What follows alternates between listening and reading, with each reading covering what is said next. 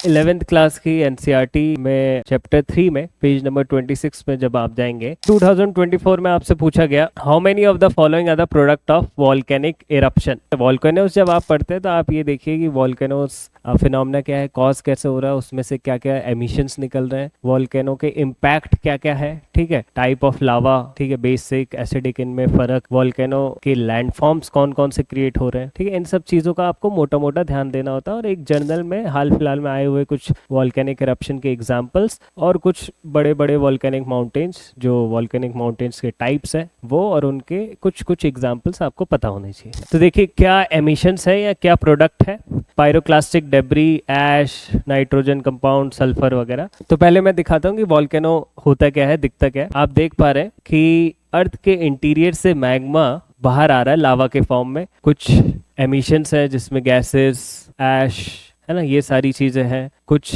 लावा बाहर निकल के आ रहा है, लावा फ्लो है, कुछ छोटे छोटे डेब्रीज है रॉक की, ये सब बाहर निकल के आ रही है। तो ये होती क्या है एक बार मैं आपको बताता हूँ। 11th क्लास की एनसीईआरटी में चैप्टर 3 में पेज नंबर 26 में जब आप जाएंगे तो आपको दिखेगा वॉल्केनो के अंदर the material that reaches the ground includes lava flow, pyroclastic debris, volcanic bomb, ash, gases such as nitrogen, sulfur compounds, minor amounts of chlorine, hydrogen, argon, etc. अब जो चारों ऑप्शन दे रखे थे आपके क्वेश्चन में वो कौन कौन से थे? पायरोक्लास्टिक डेब्रीज, ऐश, सल्फर कंपाउंड, नाइट्रोजन कंपाउंड। तो मतलब ये चारों के चारों मिलते हैं, है ना, एमिशन के अंदर है। तो वहां पे तो 1 2 3 4 सारे सही है। तो एक बार आप ये देखिए कि पायरोक्लास्टिक डेब्रीज, एक पायरोक्लास्टिक मटेरियल होता क्या है। देखो पायरो का मतलब हीटेड, क्लास्टिक का मतलब होता है छोटे छोटे स्टोन टाइप, ठीक है, मतलब छोटे छोटे डेब्रीज।